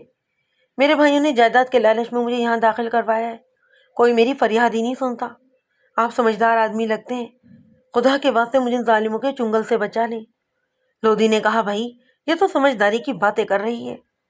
ایک آدمی نے تنزیہ کہا، جناب آپ کو پاگلوں کا کوئی تجربہ نہیں ہے، کبھی کبھی یہ لوگ دانشوروں کی طرح باتیں بھی کرنے لگتے ہیں، لیکن یہ وقتی باتیں ہوتی ہیں۔ لودھی نے حال میں پڑے ہوئے مریضوں کی طرف اشارہ کرتے ہوئے پوچھا، ان کو کیا ہوا ہے؟ ان کو بجلی کے جھٹکے لگائے گئے ہیں۔ لڑکی ہاتھ جوڑتے ہوئے بولی، مجھے بچا لیں صاحب، مجھے بچا لیں، میں پاگل نہیں ہوں۔ لودھی لڑکی کو اسپتال کے انچارج کے پاس لے گیا اور کہا، ڈاکٹر یہ لڑکی پاگل نہیں ہے تو اسے یہاں کیوں رکھا گیا ہے؟ آپ اس لڑکی کے کیا لگتے ہیں؟ ڈاکٹر نے جاننا چاہا۔ لودھی نے اپنا تعارف کروایا۔ اس کا باپ ایک معروف اور کاروبار آدمی تھا۔ وہ اس تعارف سے متاثر ہوا اور لڑکی کی فائل منگوا کر دیکھی۔ لودھی صاحب، اس لڑکی کا نام زرینہ ہے اور اسے اس کے ورثہ نے پاگل قرار دیتے ہوئے یہاں پر داخل کروا دیا ہے۔ میں پاگل نہیں ہوں، زرینہ نے کہا، میرے ماں باپ فوت ہو چکے ہیں اور بھائی ساری جائیداد پر قبضہ کرنا چاہتے ہیں۔ لو جی، اس کے پاگل ہونے کا تو ثبوت مل گیا۔ ڈاکٹر نے کہا، یہ کہتی ہے کہ اس کے ماں باپ فوت ہو چکے ہیں اور ہمارے ریکارڈ کے مطابق اس کا باپ اسے یہاں خود داخل کروا کر گیا ہے۔ یہ جھوٹ ہے، زرینہ نے زور سے کہا۔ صبر کرو صبر، لودھی نے زرینہ سے کہا، زور سے نہ بولو ورنہ ڈاکٹر صاحب کہیں گے کہ یہ تمہارے پاگل پن کا دوسرا ثبوت ہے۔ زرینہ چپ ہو گئی، پھر ہولے سے بولی، صرف ایک بات کہنا چاہتی ہوں، اس کے بعد نہیں بولوں گی۔ آپ اپنے ذرائع سے میرے ابا جی کے بارے میں تحقیق کروا لیں، اگر وہ زندہ ثابت ہوں تو بے شک میں پاگل ہوں، اگر یہ ثابت ہو کہ وہ مر چکے ہیں تو پھر آپ مجھے یہاں سے رہائی کروا دیں۔ ڈاکٹر نے آنکھیں پھیلا کر زرینہ کی طرف دیکھا، وہ اس کی دلیل سے خاصی متاثر ہوا تھا۔ یہ بات چیک کرنے میں کچھ ہی وقت لگے گا، اس نے کہا۔ لودھی نے کہا، ڈاکٹر اگر آپ اجازت دیں تو میں زرینہ کو اپنے گھر لے جاؤں، اس دوران میں آپ اس کے باپ کے بارے میں معلوم کروا لیں۔ میرے اختیارات بہت محدود ہیں اور میں اتنا بڑا قدم اپنی مرضی سے نہیں اٹھا سکتا، اس کے لیے سرجن نیاز احمد سے خصوصی اجازت طلب کرنا ہوگی۔ ڈاکٹر نے لودھی کو صاف جواب دیا، سرجن نیاز میرے چچا زاد بھائی ہیں۔ لودھی نے انکشاف انگیز لہجے میں بتایا، آپ ان سے میرے بارے میں بات کر سکتے ہیں۔ ڈاکٹر نے فوری طور پر سرجن نیاز احمد کو فون کیا اور انہیں کیس کی نوعیت سے آگاہ کیا۔ سرجن نیاز نے لودھی کے با کردار ہونے کی تصدیق کی اور اس بات پر بھی رضامند ہو گئے کہ لڑکی کو ان کے ساتھ جانے پر تیار ہو جائے تو انہیں کوئی اعتراض نہیں۔ پھر اس نے زرینہ سے پوچھا، کیا تم لودھی صاحب کے ساتھ جانے پر تیار ہوں؟ میں تیار ہوں، زرینہ نے کہا۔ میری ایک درخواست اور ہے، میرے بھائیوں کو اس بارے میں کچھ نہ بتایا جائے ورنہ وہ میرے خلاف کوئی اور تدبیر کریں گے۔ ڈاکٹر نے زرینہ کو لودھی کے ساتھ جانے کی اجازت دے دی اور ایک آدمی کو زرینہ کے باپ کے بارے میں تاکید کے ساتھ پتہ کرنے کے لیے روانہ کر دیا کہ چودھری عابد اور اشرف کو اس تفتیش کا علم نہ ہو۔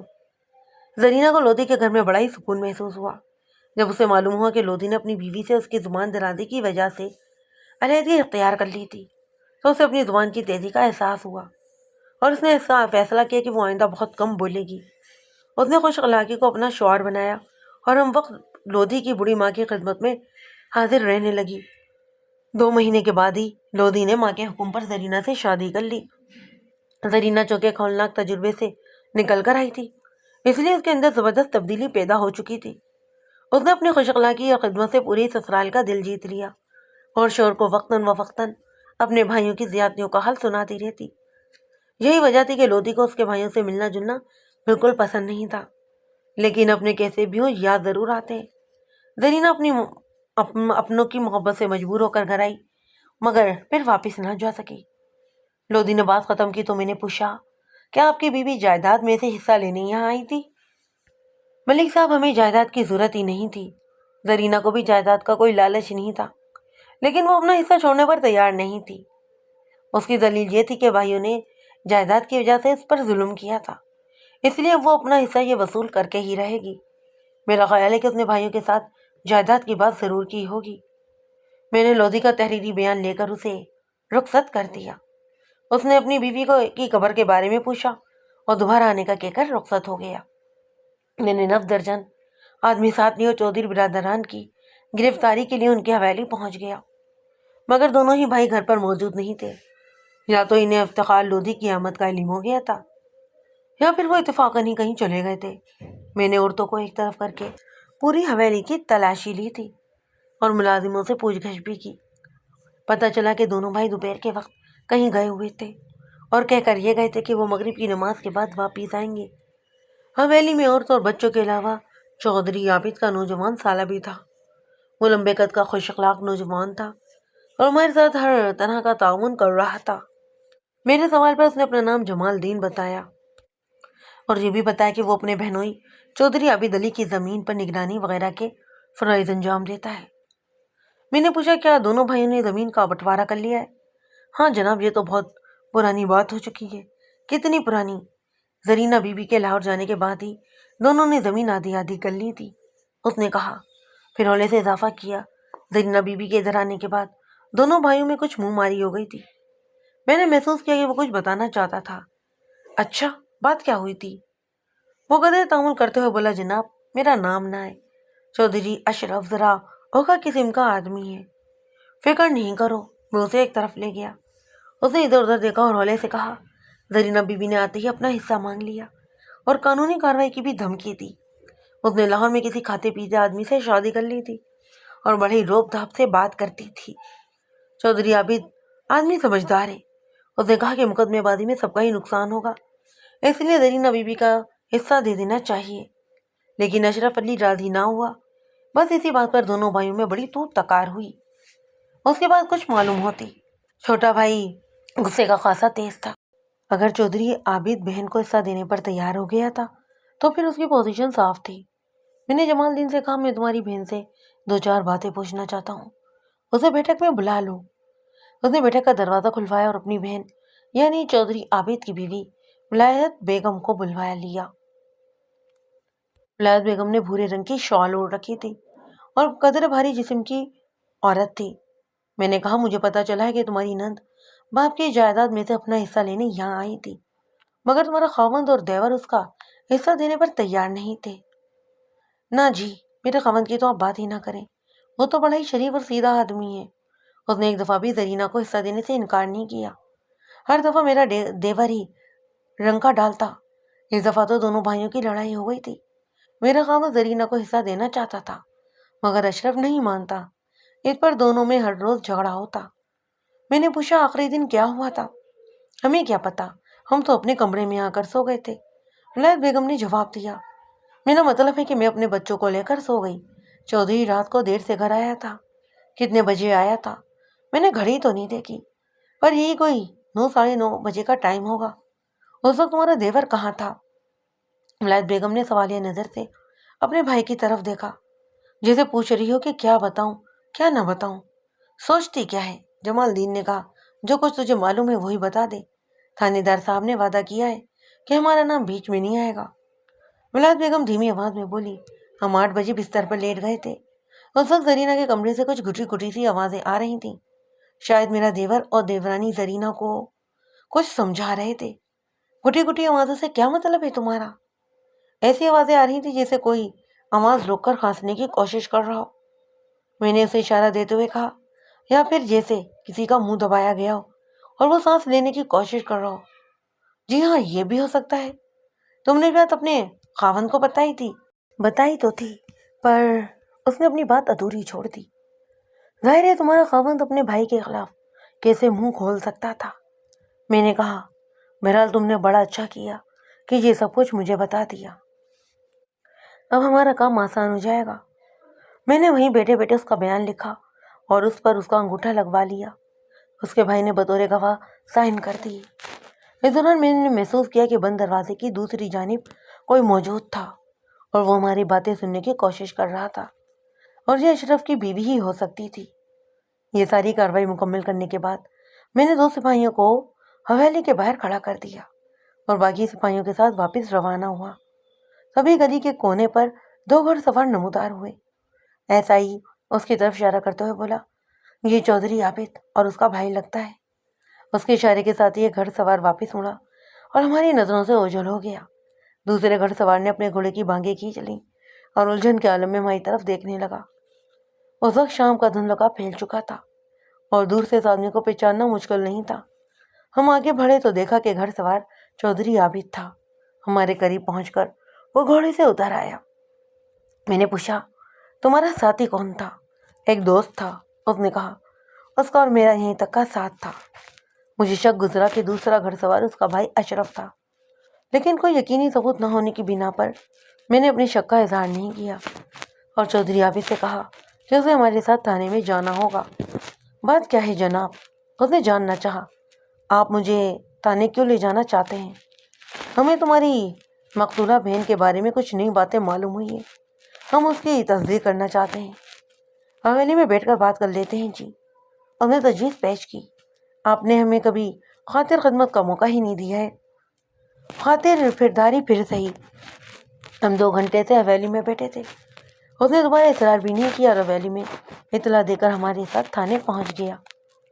میں اسے الگ کمرے میں لے گیا اور کہا، چودھری تم عزت دار آدمی ہو، میں تمہارے ساتھ کوئی سختی نہیں کرنا چاہتا، لیکن اس کا انحصار اس بات پر ہے کہ تم اتنا سچ بولتے ہو۔ ملک صاحب، میں مجرم نہیں ہوں اور یہ آپ نے بالکل ٹھیک کہا ہے کہ میں عزت دار آدمی ہوں، عزت دار بھی ہوں اور میرے کچھ تعلقات بھی ہیں۔ میں آپ کے ہر سوال کا جواب دینے کا پابند بھی نہیں ہوں۔ پہلے تو میں تمہارے پرانے جوابات کا پوسٹ مارٹم کروں گا، بعد میں کوئی نیا سوال کروں گا۔ تم نے 3 سال پہلے اپنی بہن کو پاگل خانے میں داخل کروایا تھا، کیا وہ اس وقت واقعی پاگل تھی؟ پاگل نہ ہوتی تو ہم اسے… میں نے اس کا گریبان پکڑ لیا۔ چودھری میں لحاظ بالکل نہیں کروں گا، سچ بولو۔ میں سچ ہی بول رہا ہوں، زرینہ واقعی پاگل تھی۔ جب تم اسے پاگل خانے میں داخل کروانے گئے تھے تو تمہارے ساتھ تمہارا باپ بھی تھا۔ باپ؟ وہ تھوڑا سا فکر مند ہوا۔ ہمارے والد کو فوت ہوئے 8 سال گزر چکے ہیں۔ پاگل خانے کے ریکارڈ کے مطابق زرینہ کے ساتھ اس کا باپ بھی تھا۔ وہ بڈھا کون تھا جسے تم اپنا باپ بنا کر ساتھ لے گئے تھے؟ وہ میرا سسر تھا۔ پاگل خانے والوں نے غلطی سے اسے میرا باپ سمجھ لیا ہوگا۔ پاگل خانے میں نہ سب پاگل نہیں ہوتے چودھری۔ تمہاری معصوم بہن پاگل نہیں تھی، بلکہ تم دونوں بھائی پاگل ہو گئے تھے۔ تھوڑی سی جائیداد نے تم دونوں کو پاگل کر دیا تھا۔ بہرحال یہ بتاؤ کہ زرینہ کتنا عرصہ پاگل خانے میں رہی تھی؟ یہی کوئی 3 سال۔ میں نے ایک زوردار تھپڑ اس کے منہ پر مارا۔ سچ بولو، جھوٹ بولنے کا وقت گزر چکا ہے۔ تم نے کہا تھا کہ زرینہ پاگل خانے میں مجرمانہ حملہ کیا گیا جس کی وجہ سے وہ حاملہ ہوئی اور اس نے اسی بدنامی کے خوف سے خودکشی کر لی۔ تمہیں اپنی بہن پر بہتان لگاتے ہوئے شرم نہیں آئی تھی؟ میں نے اندازہ لگایا تھا۔ میں نے ایک اور تھپڑ رسید کیا۔ اس کی پگڑی کھل کر گلے میں آ گئی۔ میں نے بائیں ہاتھ سے اس کی پگڑی کے دونوں سرے پکڑ کر کہا، کیا زرینہ نے تمہیں یہ نہیں بتایا تھا کہ اس نے خاندانی آدمی سے شادی کر لی ہے اور باعزت زندگی گزار رہی ہے؟ ساتھ ہی میں نے دائیں ہاتھ بلند کیا۔ سچ بولنا ورنہ آج میں تمہارا لحاظ نہیں کروں گا۔ تم لوگوں نے جائیداد کی حفیظ میں اپنی بہن کو قتل بھی کیا اور ساتھ اس کے بچے کو بھی جو اس کے پیٹ میں پرورش پا رہا تھا۔ سچ بولو، بس سچ۔ اس نے جواب دینے میں تحمل کیا۔ زرینہ کا شوہر افتخار لودھی آج ہی یہاں پہنچا ہے اور وہ ایک بااثر دولت مند خاندان کا فرد ہے۔ میں نے مزید کہا، وہ تم دونوں بھائیوں کی تلاش میں ہے۔ اس کے چہرے پر خوف سا اتر آیا۔ بولا، زرینہ نے اپنی شادی کے بارے میں بتایا تھا، لیکن ہمارے یہاں اس قسم کی شادیوں کو اچھا نہیں سمجھا جاتا، اس لیے ہم نے یہ بات چھپائی تھی۔ میں نے اس کی پسلیوں میں گھوسا مارا۔ تمہاری برادری میں بہنوں کے حصے کی جائیداد کو بھی غصب کر لینا اچھا سمجھا جاتا ہے۔ بہنوں کی تعلیم میں رخ نہ ڈالنا تو بہت ہی اچھا سمجھا جاتا ہے۔ جائیداد کی وجہ سے بہنوں کو گھروں میں بٹھائے رکھنا تو تمغہ سمجھا جاتا ہے۔ اچھی بھلی بہن کو پاگل خانے میں داخل کروا دینا تو بہت ہی اچھا سمجھا جاتا ہے۔ تم اپنی بہن کو کوڑا سمجھ کر باہر پھینک آئے تھے۔ وہ شادی نہ کرتی تو کیا کرتی؟ کوٹھے پہ بیٹھ کر تمہاری عزت نیلام کرتی؟ ملک صاحب، ہمیں اپنی غلطیوں کا احساس ہے۔ یہ غلطیاں نہیں، جرائم ہی جرائم۔ میں نے کہا، کس نے قتل کیا ہے زرینہ کو، تم نے یا اشرف نے؟ میں آپ کو بتا چکا ہوں کہ اس نے خودکشی… ہاں، تم یہ بھی بتا چکے ہو کہ وہ پاگل تھی اور 3 سال سے پاگل خانے میں ہی بند تھی۔ میں نے اسے گھونسا مارا۔ سچ بولو، جھوٹ بولنے کا وقت گزر چکا ہے۔ ویسے تو تم دونوں ہی بھائی اس کی موت کے ذمہ دار ہو، لیکن قاتل تم دونوں میں سے کوئی ایک ہے۔ سچ بول دو ورنہ میں تم دونوں کو ہی قتل کے الزام میں دھر لوں گا۔ مجھے صرف واقعاتی شہادتیں بلکہ شخصی شہادت بھی مل چکی ہے۔ ملک صاحب، میں خدا کو گواہ رکھ کر کہتا ہوں کہ میرے ہاتھ صاف ہیں۔ ہاں یہ ٹھیک ہے کہ میں نے جائیداد کی وجہ سے زرینہ پر زیادتی کی تھی، لیکن میں نے اسے قتل نہیں کیا، اور میں یہ بات پوچھ بھی نہیں سکتا۔ اشرف کے بارے میں کیا کہتے ہو؟ میں اس وقت گھر میں نہیں تھا، وہ اٹکتے ہوئے بولا۔ تمہاری بیوی تو گھر میں تھی نا، اس نے تمہیں کچھ نہیں بتایا تھا؟ اس نے آنکھیں گھمائی اور بولنے کے لیے منہ کھولا۔ میں نے اسے تنبیہ کرتے ہوئے کہا، جھوٹ مت بولنا، میں تمہاری بیوی اور سالے کا تحریری بیان حاصل کر چکا ہوں۔ کیا بتایا ہے انہوں نے جی آپ کو؟ سوال مت کرو، جواب دو۔ اسے تعامل کرتے ہوئے کہا، میری بیوی کا خیال ہے کہ اس نے زرینہ کے کمرے سے عجیب و غریب آوازیں سنی تھیں۔ وہ سیدھے راستے کی طرف آ گیا۔ میں نے پوچھا، اور اس نے کیا بتایا تھا؟ اس کا خیال ہے کہ زرینہ کو اشرف نے قتل کیا ہے، اشرف اور اس کی بیوی صابرہ نے۔ تم نے یہ بات پہلے کیوں نہیں بتائی؟ جی وہ جی بھائی کا معاملہ تھا۔ میں نے الٹا ہاتھ اس کے منہ پر جمایا۔ بہن کا معاملہ نہیں تھا؟ اس کا 2 سالہ بچہ روزانہ اپنی ماں کے بارے میں پوچھتا ہے، اسے کون اس بات کا جواب دے گا؟ کون اس کی ماں کو واپس لائے گا؟ وہ بالکل ہی ڈھیلا پڑ گیا۔ اشرف کی باتیں مجھے بھی پسند نہیں ہیں۔ جب اسے غصہ آتا ہے تو اس پر جنون طاری ہو جاتا ہے۔ میں نے اس کا تحریری بیان لیا اور جانے کی اجازت دے دی۔ وہ جاتے جاتے رکا اور پوچھا، افتخار لودھی کہاں ٹھہرا ہوا ہے؟ میں اس بارے میں کچھ نہیں جانتا، میں نے کہا، اور دیکھو اشرف کو بھی کچھ نہیں بتانا۔ وہ سر ہلاتا ہوا چلا گیا، حالانکہ اس کا چہرہ بتا رہا تھا کہ وہ بہت غصے میں تھا اور غالباً بھائی پر غصہ نکالنا چاہتا تھا۔ اگلی صبح مجھے یہ خبر ملی کہ اشرف نے اپنے بڑے بھائی کو قتل کیا اور اس کی بیوی کو زخمی کر دیا تھا۔ یہ واقعہ رات کے 2-2:30 بجے پیش آیا۔ شور سن کر محلے کے لوگ جمع ہو گئے تھے، جنہوں نے اشرف کو پکڑ کر خون آلود خنجر سمیت تھانے پہنچا دیا، اور اب وہ حوالات میں بند تھا۔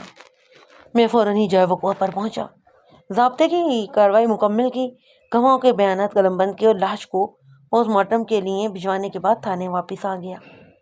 اشرف ساری رات کا جاگا ہوا تھا اور نہایت ہی کمزور حالت میں تھا۔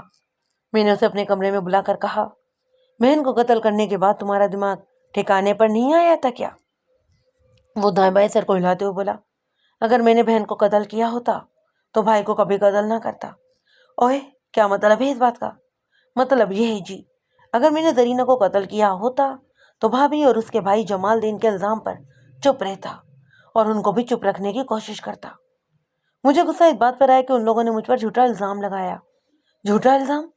یہ ساری سازش اس کتے جمال الدین کی ہے۔ وہ میرے ہاتھ سے بچ گیا، لیکن جائے گا کہاں؟ اگر میری ایک دن کے لیے بھی ضمانت ہو گئی نا تو میں اس کے ٹکڑے ٹکڑے کر دوں گا اور پھر خود ہی آپ کے پاس حاضر بھی ہو جاؤں گا۔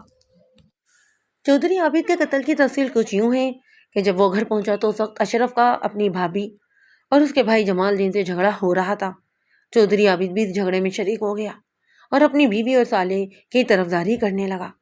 بات لمبی ہوتی چلی گئی اور بڑھتی گئی، یہاں تک کہ آدھی سے زیادہ رات گزر گئی۔ جمال الدین کے منہ سے کوئی ایسی بات نکل گئی جس سے اشرف کو تیش آ گیا اور وہ اندر سے خنجر نکال لایا۔ جمال الدین پر حملہ آور ہو گیا۔ ولایت بیگم دونوں کے ہی بیچ میں آ گئی اور زخمی ہو گئی۔ چودھری عابد بیوی کو زخمی ہوتے دیکھ کر بھائی پر چڑھ دوڑا اور بولا، بہن کو قتل کرنے کے بعد اب میری بیوی کو بھی قتل کرنا چاہتے ہو؟ یہ سن کر اشرف بالکل ہی آپے سے باہر ہو گیا اور خنجر کے پے در پہ وار کر کے بھائی کو ڈھیر کر دیا۔ جمال الدین نے باہر نکل کر شور مچا دیا، لوگ گھروں سے نکل کر آ گئے اور اشرف کو قابو کر کے تھانے پہنچا دیا گیا۔ میں نے اشرف سے کہا، تمہارے بھائی نے گزشتہ رات یہ بیان دیا تھا کہ زرینہ کی موت کے وقت وہ ویلی میں موجود نہیں تھا۔ تم کہتے ہو کہ تم نے زرینہ کو قتل نہیں کیا، تو پھر اس کو کس نے قتل کیا ہے؟ قتل کس نے کرنا تھا جی؟ خودکشی کی تھی اس نے۔ خودکشی والی بات غلط ثابت ہو چکی ہے۔ اس بات کو غلط ثابت کرنے کے لیے کی دلیل کافی ہے کہ زرینہ کا قد 5 فٹ 2 انچ تھا۔ اگر وہ پیٹی پر رکھی ہوئی کرسی پر پنجوں کے بل کھڑی ہو کر بھی ہاتھ بلند کرتی تو شت کا شتر اس کی پہنچ سے 1 فٹ دور ہوتا۔ کہنے کا مطلب یہ ہے کہ وہ شتر پر رسی نہیں باندھ سکتی۔ اس کے علاوہ ہمیں کمرے میں کوئی ایسی چیز نہیں ملی جو فاصلے کو کم کرنے یا رسی شتر کے اوپر سے گزارنے میں مددگار ثابت ہو سکتی۔ قد تو خیر میرا بھی اتنا زیادہ نہیں ہے، صرف 5 فٹ اور 7 انچ ہے۔ قاتل کے قد کی کمی سے کوئی فرق نہیں پڑتا۔ میں نے کہا، ہو سکتا ہے کہ تم نے رسی کو شتر کے اوپر سے گزارنے کے لیے کوئی چھڑی استعمال کی ہو جسے بعد میں باہر پھینک دیا گیا ہو۔ وہ چند لمحے سر جھکائے کھڑا رہا، پھر اچانک اس نے ایک ایسی بات کہی جو غیر معمولی طور پر معقول تھی۔ اس نے کہا تھانے دار صاحب، اگر میں نے چھڑی استعمال کی ہوتی تو مجھے اپنی بہن کے قد کی کمی کا خاص طور پر احساس ہوتا اور میں آپ کو دھوکہ دینے کے لیے چھڑی کمرے میں ہی ڈال دیتا۔ اگر زرینہ کو قتل کیا گیا ہے تو یہ کسی ایسے شخص کا کام ہے جس کا اپنا قد بھی لمبا ہے، جسے اپنے قد کی لمبائی کی وجہ سے زرینہ کے چھوٹے قد کا خیال نہیں رہا۔ اس کی اس بات نے مجھے بہت کچھ سوچنے پر مجبور کر دیا۔ ملک صاحب، اگر میں نے اپنی بہن کو قتل کیا ہوتا تو کم از کم اس وقت ضرور اقبال جرم کر لیتا۔ اس نے مزید کہا، مجھے 2 دفعہ تو پھانسی پر نہیں لٹکایا جا سکتا۔ میں نے کہا، جس وقت تمہاری سگی بہن کو قتل کیا گیا اس وقت تم گھر میں موجود تھے، کیا تم نے کوئی آواز نہیں سنی؟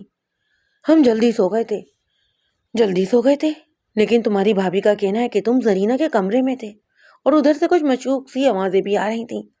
یہ ساری آگ اسی کی لگائی ہوئی ہے جی۔ اسی عورت نے ہمارا گھر برباد کر دیا ہے۔ اس کام میں اس کا بھائی بھی شامل ہے۔ اس رات میری زرینہ سے کوئی بات ہی نہیں ہوئی، بلکہ جب ہم بستر پر لیٹے تو اس وقت زرینہ بھابھی کے کمرے میں تھی اور وہاں جمال دین بھی موجود تھا۔ میرے دل میں شک سا پیدا ہوا، کیا تمہیں پورا یقین ہے کہ اس وقت جمال دین گھر میں ہی تھا؟ بالکل جناب، یہ شخص تو سارے ہی دن ہماری حویلی میں گھسا رہتا ہے۔ اس نے ہماری زمینیں پھیٹے پٹے پر لے رکھی ہیں۔ ہماری 2 مربع زمین ویران پڑی تھی، جمال دین نے محنت کر کے زمین کو بھی قابل کاشت بنا لیا ہے۔ بھائی 2 مربع زمین کا اس سے کوئی حصہ نہیں لیتا۔ جمال دین نے تو بتایا تھا کہ تم نے زمین کا بٹوارا کر لیا تھا۔ بکواس کرتا ہے جی، ہماری زمین اکٹھی ہے۔ کیا یہ سچ ہے کہ تمہارا بھائی زرینہ کو حصہ دینے پر تیار ہو گیا تھا؟ تیار تو میں بھی ہو گیا تھا، لیکن زیادہ مخالفت میری بھابھی ہی کر رہی تھی، کیونکہ زرینہ کا حصہ دینے سے اس کے بھائی کا زیادہ نقصان ہوتا۔ کیا مطلب؟ زرینہ کے حصے میں تقریباً 2 مربع ہے۔ ہم نے سوچا کہ اگر زرینہ کو حصہ دینا ضروری ہو گیا تو وہ 2 مربع دے دیں گے جو جمال دین کے استعمال میں تھے۔ ان 2 مربعوں سے ہمیں ویسے بھی کچھ نہیں مل رہا تھا۔ یہ بات سن کر میں چونکا۔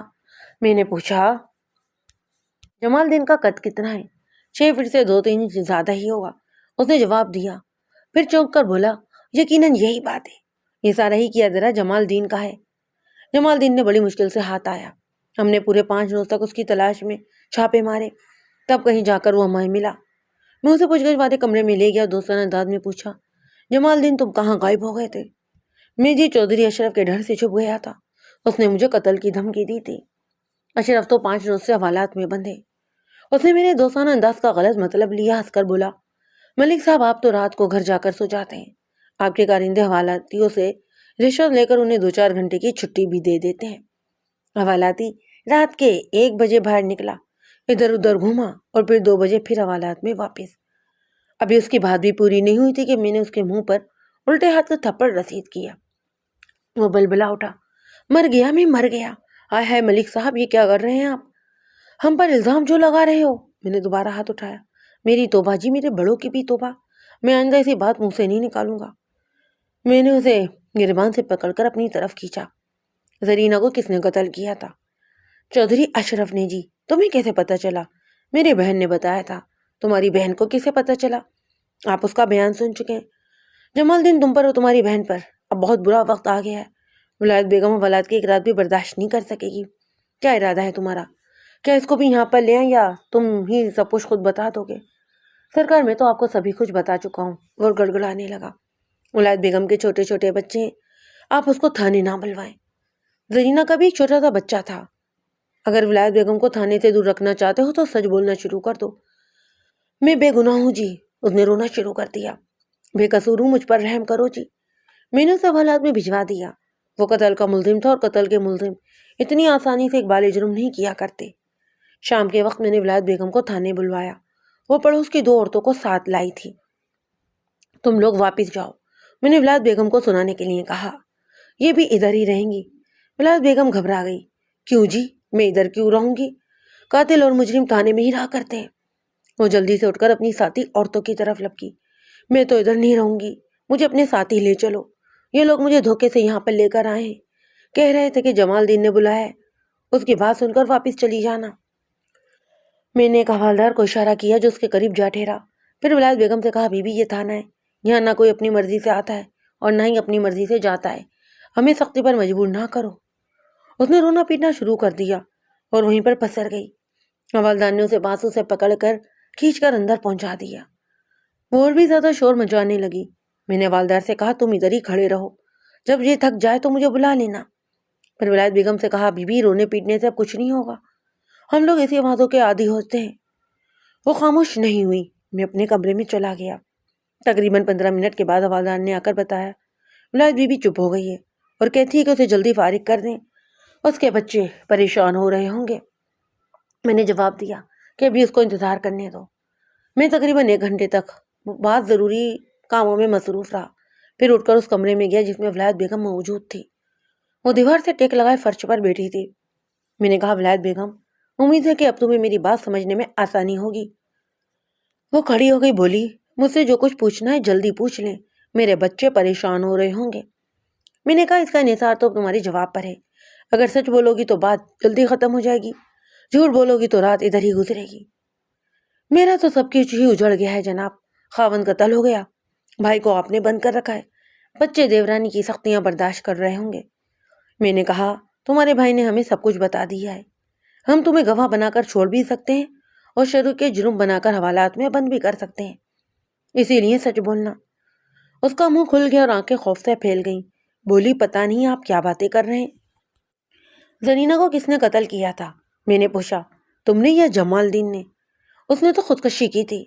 اسے چھت پر کس نے لٹکایا تھا؟ شتر پر رسی کس نے باندھی تھی؟ یہ سب کچھ اس نے خود ہی کیا ہوگا۔ نہیں، وہ شتر پر رسی نہیں باندھ سکتی، اس کا قد چھوٹا تھا، کرسی پر کھڑا ہونے کے باوجود اس کا ہاتھ شتر تک نہیں پہنچ سکتا۔ ہم نے ساری پیمائش کر لی ہے۔ یہ بات آپ اشرف سے پوچھیں، اس سے ہم ساری باتیں پوچھ چکے ہیں، جمال الدین سے بھی سب کچھ پوچھ لیا ہے۔ اس نے زرینہ کو قتل کرنے کا اقرار کیا ہے، وہ کہتا ہے کہ اس نے تمہارے اکسانے پر زرینہ کو قتل کیا تھا۔ اس کا مطلب یہ ہے کہ تم دونوں میں سے ایک کو پھانسی اور دوسرے کو عمر قید ہو جائے گی۔ وہ خوف سے کانپنے لگی۔ میرے بچے کا کیا ہوگا؟ میں نے چالاکی سے کہا تمہارا بھائی اپنی سزا کم کروانے کے لیے سارا ہی الزام تمہارے سر تھوپنے کی کوشش کر رہا ہے، لیکن مجھے تمہارے ساتھ ہمدردی ہے، میں چاہتا ہوں کہ تم کسی طرح بچ جاؤ۔ خاوند تمہارا قتل ہو گیا ہے، تمہارے بچے چھوٹے ہیں، اگر تمہیں بھی سزا ہو گئی تو بچے برباد ہو جائیں گے، در در بھیک مانگتے پھریں گے، اسی لیے صحیح ساری بات بتا دو، میں تمہارے لیے کوئی راستہ نکالتا ہوں۔ وہ دوبارہ سے فرش پر بیٹھ گئی۔ ایک طویل سانس لینے کے بعد اس نے بتایا کہ زرینہ کو قتل کرنے کا سارا ہی منصوبہ جمال الدین نے بنایا تھا۔ اس رات زرینہ جلدی سو گئی۔ جمال الدین دبے پاؤں کمرے میں داخل ہوا، زرینہ کے گلے میں رسی کا پھندا ڈالا، ایک ہاتھ سے پھندے کو سخت کیے رکھا اور دوسرے ہاتھ سے اس کا منہ دبا دیا۔ تھوڑی دیر کے اندر زرینہ کا جسم ڈھیلا پڑ گیا، یا تو وہ بے ہوش ہو گئی تھی یا اس نے دم توڑ دیا تھا۔ جمال الدین جلدی سے ساتھ والے کمرے میں گھس گیا، پیٹی کے اوپر کرسی رکھ کر شتر کے ساتھ رسی باندھی اور زرینہ کے بے حس و حرکت جسم کو رسی سے لٹکا کر کرسی پیٹی کے قریب اوندھی کر کے ڈال دی۔ جب ولایت بیگم نے بات ختم کی تو میں نے پوچھا تم نے یہ سب کچھ اپنی آنکھوں سے دیکھا تھا یا جمال الدین نے بتایا؟ تھوڑا سا اپنی آنکھوں سے دیکھا تھا اور تھوڑا سا جمال الدین نے بتایا۔ میں جمال الدین کو حوالات سے بلوایا اور ولایت بیگم کے سامنے بات کرتے ہوئے بولا تمہاری بہن نے ہمیں سب کچھ بتا دیا ہے، پوچھ لو اس سے، سامنے بیٹھی ہے۔ جمال الدین آنکھیں پھاڑ کر بہن کو گھورنے لگا، تو نے سب کچھ بتا دیا ہے؟ ولایت بیگم نے ہمیں گردن ہلائی، بولی میں تیرے گناہوں میں شامل نہیں تھی، تھانے دار صاحب کو یہ بات بتا دے، میرے بچے ادھر رو رہے ہوں گے، پتہ نہیں بیچارے کس حال میں ہوں گے۔ جمال الدین کے کندھے یوں ڈھیلے پڑ گئے جیسے وہ برسوں کا بیمار ہو۔ میں سوچنے لگا کہ اگر چودھری برادران اپنے بہن کو جائیداد کے حق سے محروم نہ کرتے تو ان پر یہ تباہی نازل نہ ہوتی۔